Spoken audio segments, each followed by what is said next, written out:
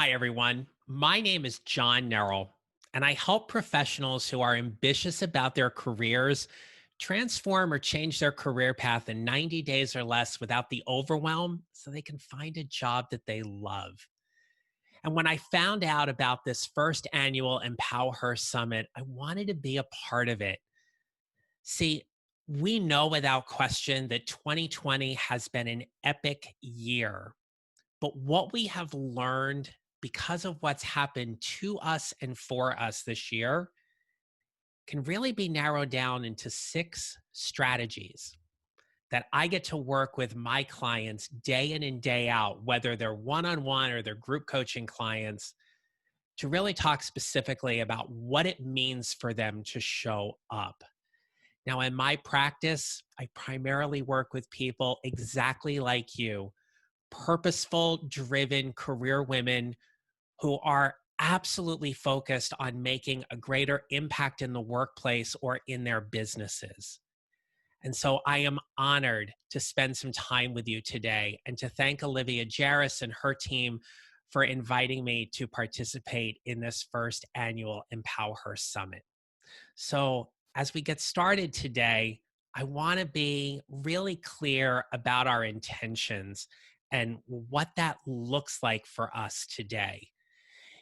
When I talk about these six strategies, they're things that are practical to help you take a look at things maybe just a little bit differently than what you've done before. But I guarantee you, these are the same strategies I talk about with my clients. And in doing so, I'm grateful to say that they have experienced some tremendous success, not just in 2020, but in years previously. And all of that is designed to help set them up for even more success moving forward. So let's get started. I post to Instagram. I try to post every day. And I posted this earlier this year, and it got some really great results in that it just resonated with so many people. It seemed like in 2020, when the pandemic hit and we got all sent home, that I like to say it was as if we got taken off the hamster wheel to kind of figure out what was going on for us, both personally as well as professionally. But the thing here is that in staying home, yeah, it seemed like it was going to be fun for a while back in March or maybe in the beginning of April. But as the pandemic started to take an even greater hold, we saw our medical professionals, our nurses and our doctors, our physicians assistants and our minute clinics that were in our neighborhoods being swamped with people who were concerned that they were catching COVID. Now, in the beginning, we weren't entirely sure how much of an effect that this was going to have on us, both personally, professionally, the impact it was going to have to our families, and also to our careers and our businesses. But if you're like me, COVID 19 may have hit a little too close to home. I want you to meet my friend George. George was a vibrant member of what I like to call my family of choice, a circle of friends whom we would get together with at least once or twice a year. We used to do this, and we still do actually, a Thanksgiving, but we do it in the spring. That way, then everybody could come and attend and um, not have to deal with worrying about juggling their families or biological families and or their families of origin and then coming to spend time with their families of choice. And George was this vibrant member of our circle. George sadly passed away from COVID back in the spring, and it hit him not only quickly, but he passed away very quickly from it. In fact, George used to work for Mayor Muriel Bowser's office in DC, and I found about George passing on the news. I'm sure you can imagine what a surreal experience it was seeing your friend's name scroll across the ticker at the bottom of the screen and then start making phone calls to your friends to let them know that George passed. But this is where COVID got personal, not only for me, but for my circle of friends. It made us really think about how dangerous this pandemic is and what it was doing to all of us.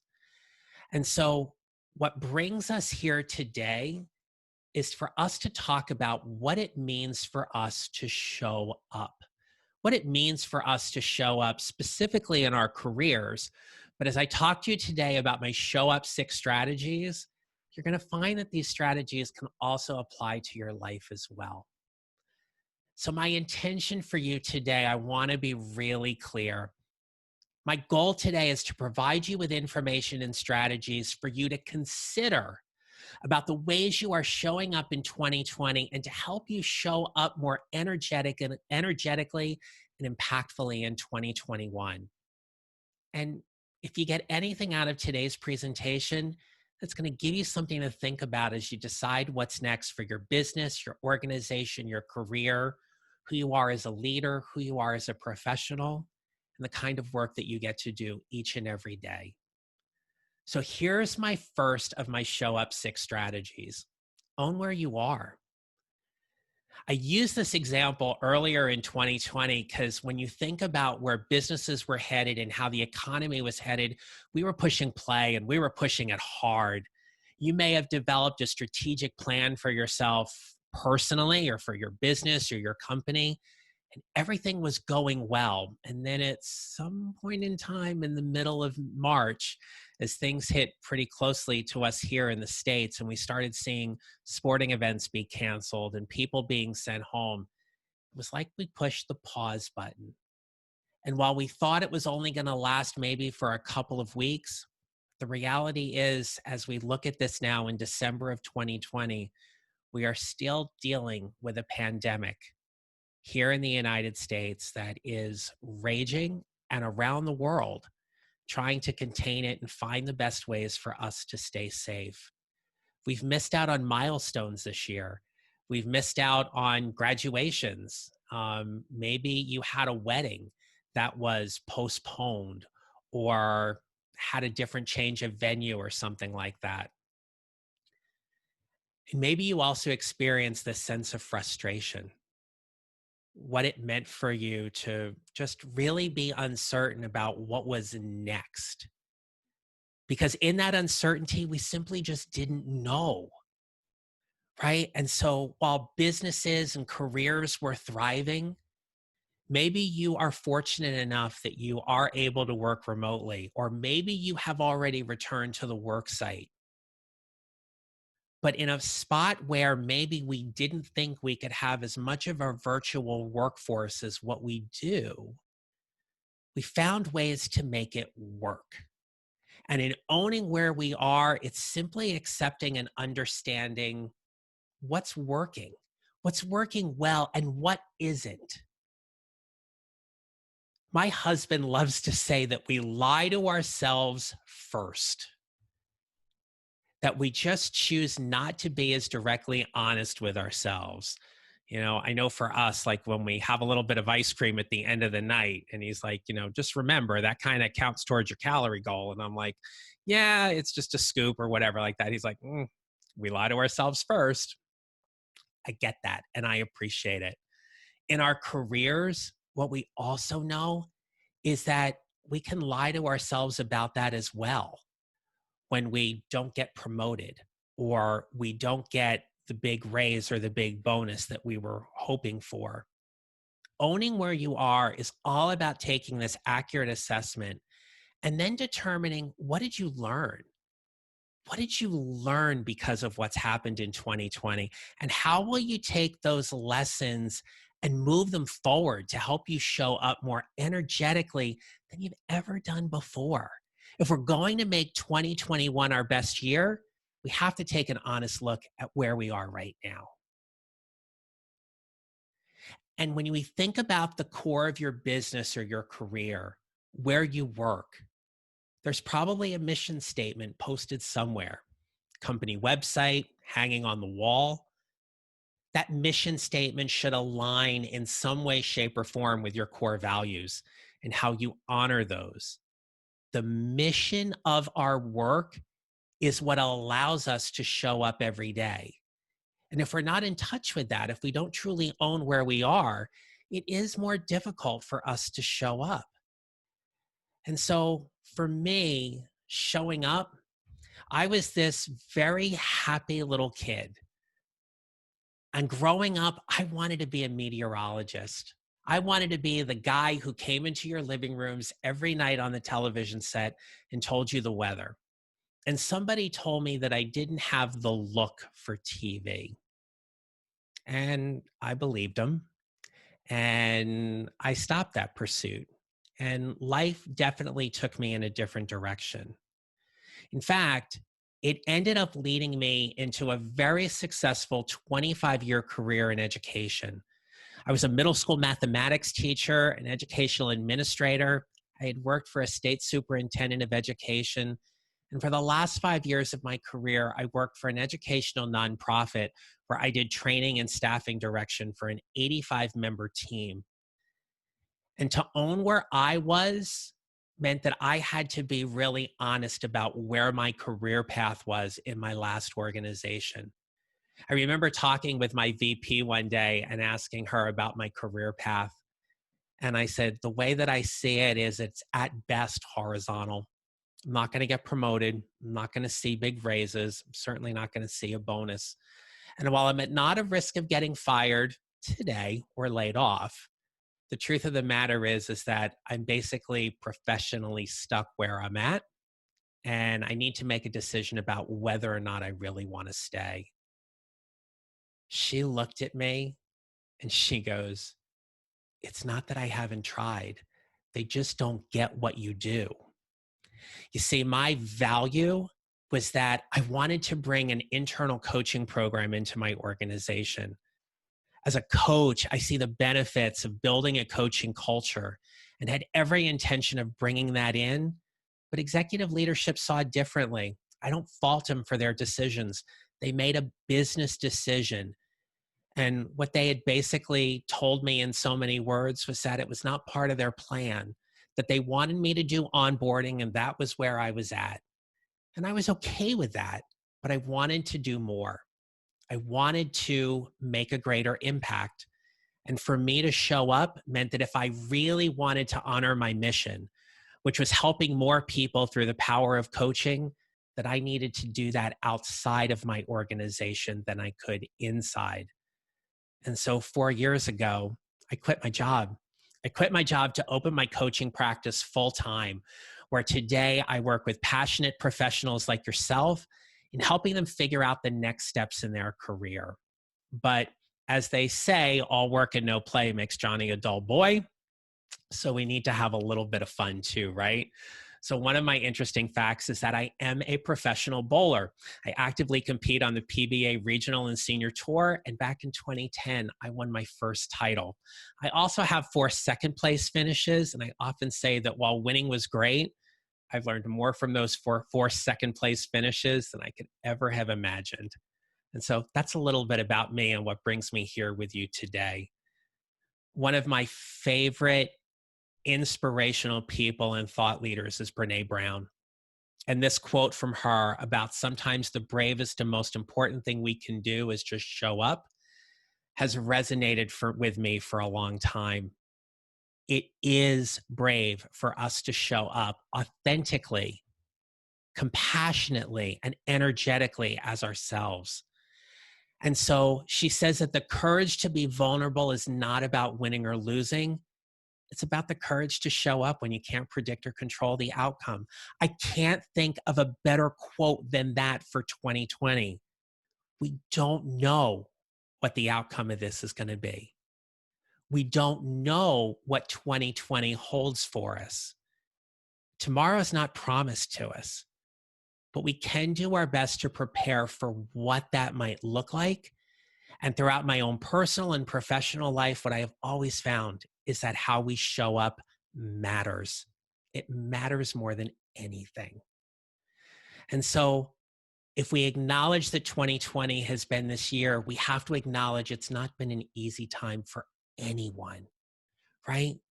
And so with that, I want to share this quote from Greg Kaplan, who's the CEO of EmpowHER. I'm not going to read it directly to you, but I put this quote up here because there is this notion of a mindset that for so many leaders and so many organizations, and maybe you have worked in one of these places, that getting an opportunity to work remotely or take a day to work from home was like, giving them an arm and a leg in order to be able to do it. I've worked in places like that as well. But because of the pandemic and because of what we've learned in 2020, and Greg points this out so well here in this quote, that if companies have been able to work remotely, then we have to go back and re-examine the way that we do our work. And so strategy number 2 is about welcoming new opportunities. There are opportunities that are always around us. It's just a matter of whether we see them or not. And we do that based on our mindset. So we either have a victim or an opportunist mindset. Victim mindset, simply what I'm referring to here, is that things are happening to us, they're happening against us. And the opportunist mindset is that there is something we're meant to learn from these experiences, that there is an opportunity for us. The majority of my business has always been online since the beginning I launched it. Certainly, I was doing some things locally just outside of the Washington, D.C. area where I live. And yes, I actually do miss a good networking lunch, but there are still other ways to connect. And so when we welcome new opportunities, we're either going to disengage from them, we're going to engage, or maybe we are going to re-engage in a previous opportunity we saw some benefit or reward from. But the opportunities here are all in our mindset. It is how we are looking at these situations with a particular lens. If I gave you a pair of glasses and the lenses in them were green, you'd see everything green. If I gave you a pair of glasses and the lenses were purple, everything you see would be purple. How we look at these situations is what makes us think a little bit about our mindset. Now, we had this local story here about a 13-year-old boy from Virginia who used his parents' 3D printer to make masks that he was donating. He found an opportunity in a situation. He was able to take the tools and the information that he had in front of him and turn this into an effort that allowed him to serve. If you are a heart-centered leader, how you serve is one tremendous way you show up. And in showing up from that place of service, you get to do some pretty great things because only you can show up in that way. Only you are able to bring the knowledge, skills, expertise, competencies, the talents, the soft skills, the hard skills, all of those things into a job because only you are able to do that. And so as you think about the opportunities that you've either taken or perhaps missed in 2020, it sets you up for the opportunities you are ready to welcome in 2021. One of the things I ask my clients to do, and I'm going to invite you to do this as well as part of this presentation when we're done, is to create yourself a pro and con list. Write out the opportunity that's in front of you. What's the opportunity you want to welcome? And then do a pro and con list. Be as comprehensive as possible. But then I want you to score each element in the pro and con list on a scale from 1 to 5. Rate it. Don't rate everything a 3 because it just lands in the middle and nothing's great. Really challenge yourself to determine what makes a pro or a con a 5, a 4, a 3, a 2, and a 1. It's not ranking them, it's scoring them. And at the end, tally up the pros and the con total. And it may give you a better sense of why you want to take action with this. I recently had a client get 2 job offers after months of not hearing anything. And when she was in this most leveraged position to decide which job she wanted to take, I had her do a pro and con list and talk about it with me in our next session. She found it to be extremely helpful and beneficial for her. So let's talk about strategy number 3. This is all about setting ground rules. Excuse me. So I like to say that when we set ground rules, we know how to play.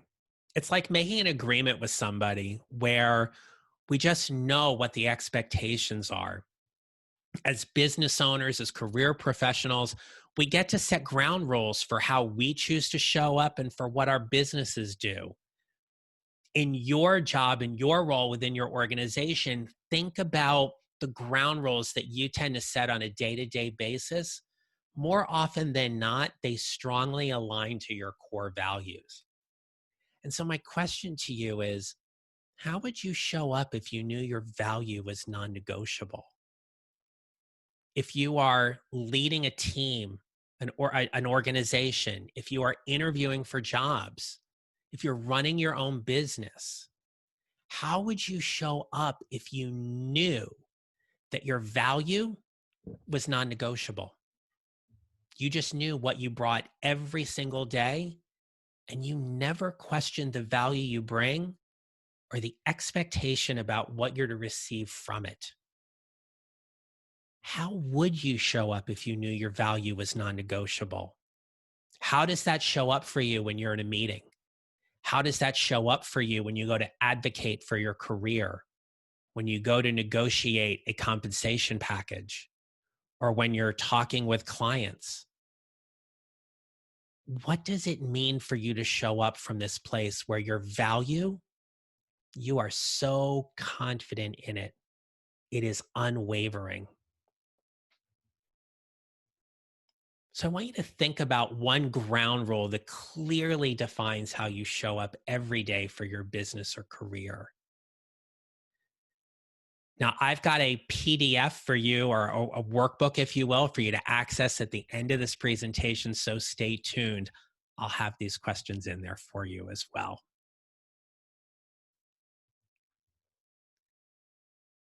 So for this next strategy, I want you to imagine walking into a room and there are just 2 chairs in that room, like this one here.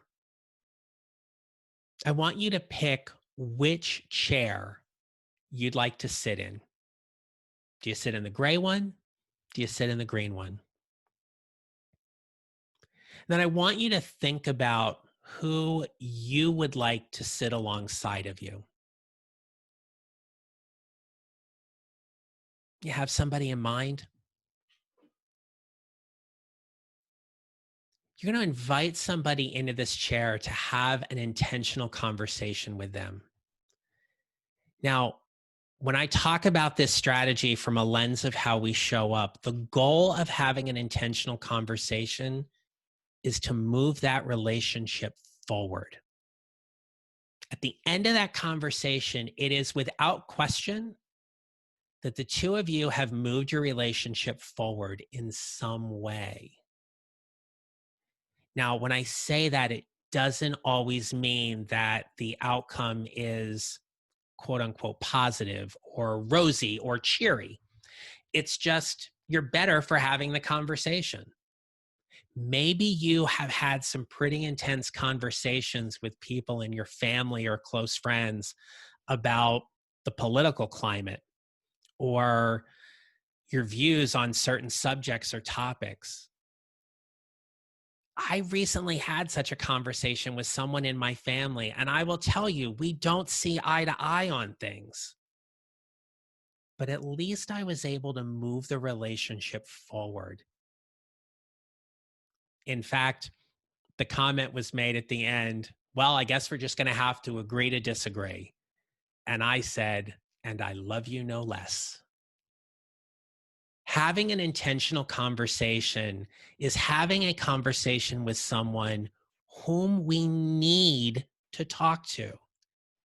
There might be somebody right now that you need to talk to about your career path, how your career is projected. Maybe it has something to do with your brand or your reputation. Maybe you need to have a conversation with someone about your leadership style. Whatever that is, I want you to think about who that person is that you would be sitting next to and move that relationship forward simply by having a conversation with them. There's so many great books that are out there. Um, How to Say Anything to Anyone by Sherry Harley. There's books about having strategic conversations and candid conversations. Um, all of these books are great. And I want you to think about all of those as we pull this together to think about, who do you want to sit next to you? Who do you need to talk to that can give you much needed information about your career path? I had an intentional conversation with my VP in the story I shared with you earlier about what happened right before I launched my coaching practice full time. I got the information I needed. It moved our relationship forward.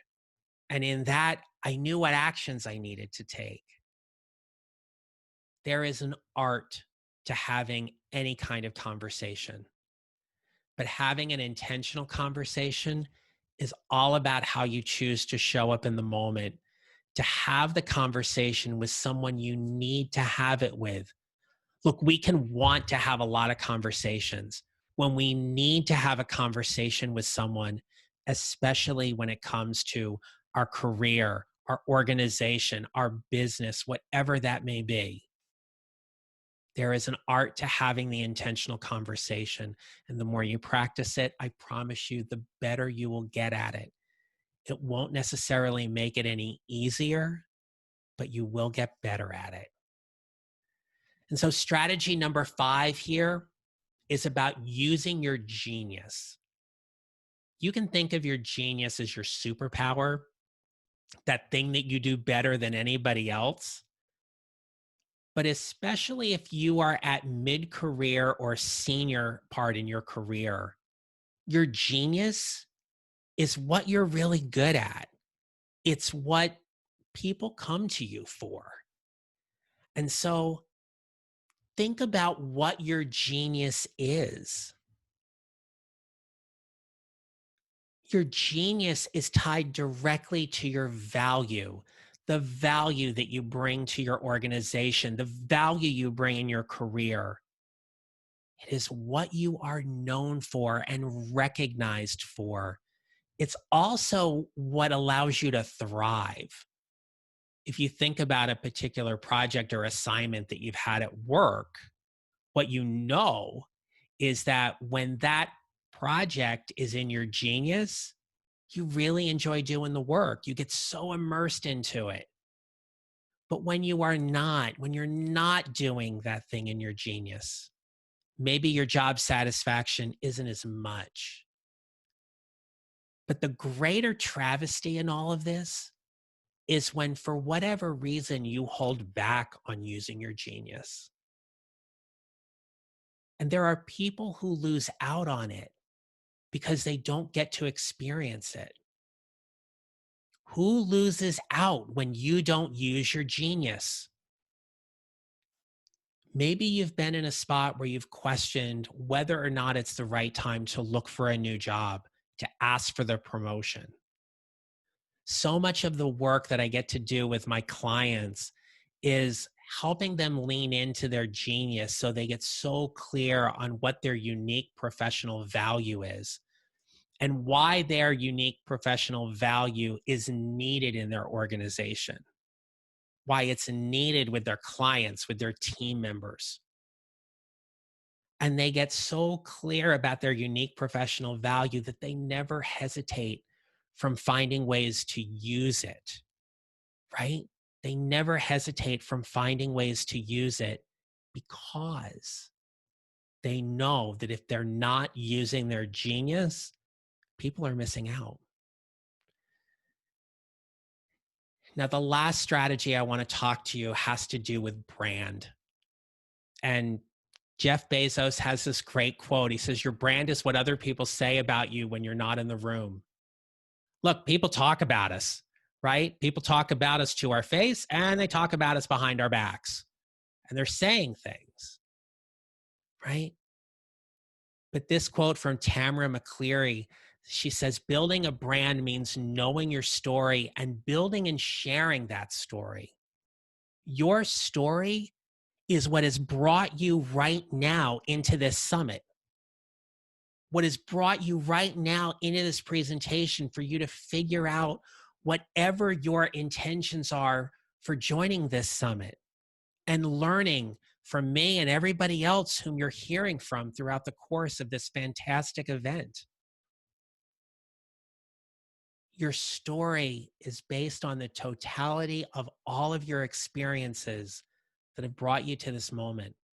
And how well you tell your story from a place of value and service is about your brand. And so there are all of these companies that I've listed here that if you look at these, some may be a little more familiar than others, but you know their brand.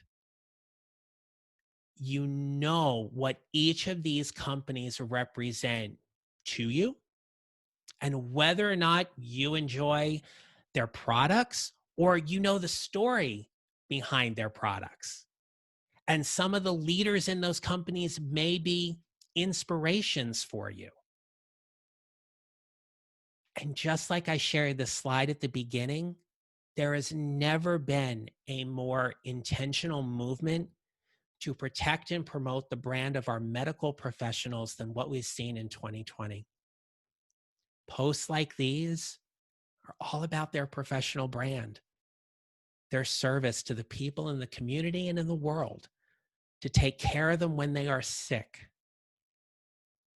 And in this conversation about brand, there are other female leaders and personalities who, in just looking at these 4 women, and we know I could have picked a whole lot more, but right away, these 4 women have caused some kind of reaction. You either like them or you don't. You love them or you don't. You recognize what they stand for, and that either connects or resonates with you or it doesn't. You do not have to be famous or an influencer to have a brand. We all have one.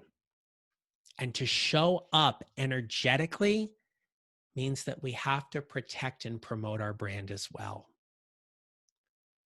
And so what that means is that we have to get really clear about what other people are saying about us when they're not in the room. What are we known for? The good, the bad, maybe a little bit of the ugly, but we have to know. It is one thing to say, I think people would say this. It is another for us to say, I know what they would say. Right? So think about, what do you want people to say about you now? So you're not forgettable months from now.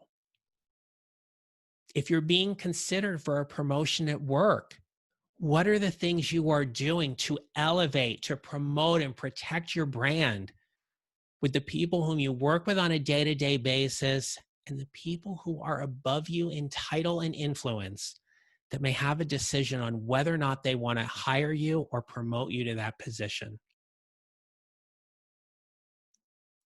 So often what I have found is that we don't think enough about our brand.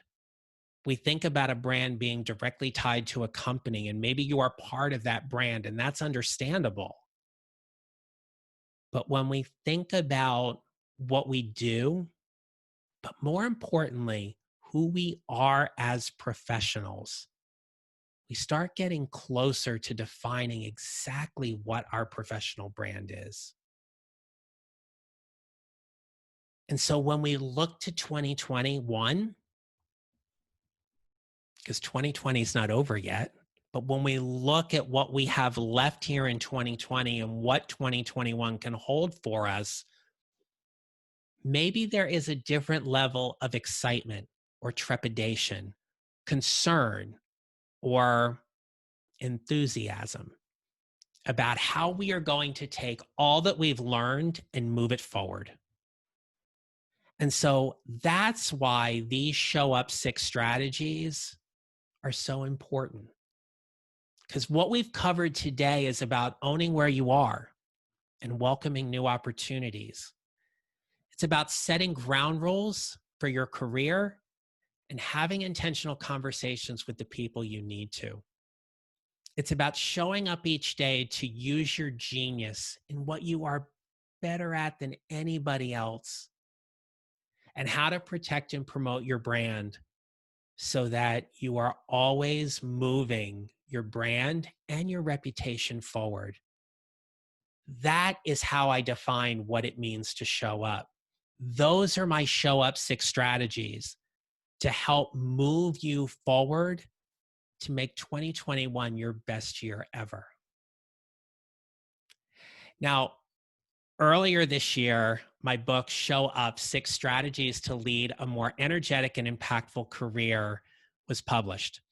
And it was one of those things that I had wanted to do. And in the first part of the book, I share with you a very personal story from an event that happened to me when I was 10 years old that clearly told me from that point on how I was expected to show up.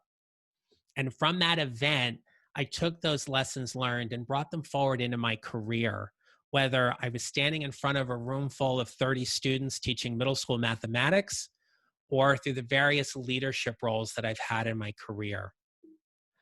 But what I wanted my book to be was very simply a conversation starter. Whether the conversations with your boss, team, colleague, family member, friend, spouse, or loved one, it's about a conversation designed to move your relationship forward because you have given yourself the space and the grace to explore these concepts and what they mean for your life and career. So, with that in mind, I want to take everything we talked about and tell you about a powerful tool called the Energy Leadership Index and the Energetic Self Perception Chart. Now, the thing about this energetic self perception chart is that we want to acknowledge that there are 7 different levels of energy that we resonate with thousands of times a day based upon the attitudes or lenses we place on a given situation. And when I talk to you about energy, I'm talking about it from a very specific standpoint of a core thought, a core feeling or emotion, and an action or result. So, with these 7 different levels of energy, we break them down into levels 1 and 2 in what we call catabolic energy, the energy that is typically negative, defeating, deflating type energy, and levels 3 through 7 in what we call anabolic energy, the energy that lifts us up, it motivates and inspires us. It's where we thrive, where we find our most joy. Now, there are advantages to all 7 levels of energy, and there is no judgment on any one of them because in any given moment, one of those particular energy levels is going to serve us fully. It's also what helps us show up, because when we take this whole notion about what it means for us to show up in our careers and what it means for us to show up in our lives, then knowing what these energy levels look like could also be attached to a very commonplace practice of winning. At level 1, what we say is, I can never win. You may think about a boss or a colleague to whom you work with, and you know that whatever you say is just never going to go well, right? They're never going to side with you. Level 2 is the fighter energy. It's I win, therefore you lose. At level 3, it's the rationalizer energy, meaning I want to win, but if you win, I'm okay with that. Level 4 is the caregiver energy, where it's the other person always win. And at level 5, it's the opportunist energy, which is we all win or we don't play. At level 6 and 7, where we get to tap into our most joy and our absolute passion, I like to say that at level 6 and 7, it's saying at level 6, we get to define what winning and losing look like. And at level 7, we recognize that winning and losing are just things we make up. and it takes us away from the sheer pleasure of being immersed into the experience. You've had level 7 moments. You've had all the other levels as well too. But think about a time when you did something at work that you were so engrossed in that you lost all track of time. That's a level 7 moment. The point where we know that we are thriving in what we are doing day in and day out, where we get to experience the most joy. Now, the Energy Leadership Index assessment is one of the assessment tools I use with all of my clients because it gives us a great foundation about the attitudes or the lenses they place on situations when they show up at their best, as well as when they are under stress. So, as I'm helping my clients with their leadership, or I'm helping my clients navigate a particular part in their career transition, exploring their attitudes is one of the ways we get started.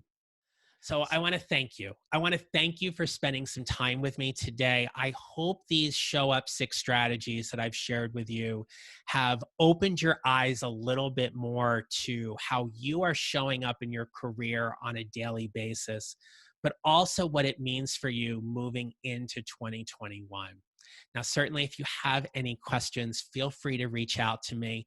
Follow me on Instagram at John Neral Coaching. You can email me at john@johnneral.com. Check out my website at johnneral.com, and certainly connect with me on LinkedIn as well.